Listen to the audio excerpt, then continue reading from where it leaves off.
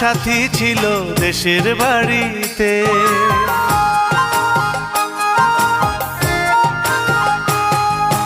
আমার একটা সাথী ছিল দেশের বাড়িতে, মিষ্টি প্রেমের লিখত চিঠি প্রতি মাসেতে।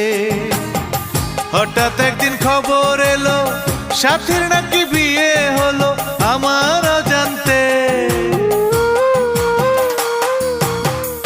এখন বলো দেশে যাব কার আশাতে, এখন বলো দেশে যাব কার আশাতে।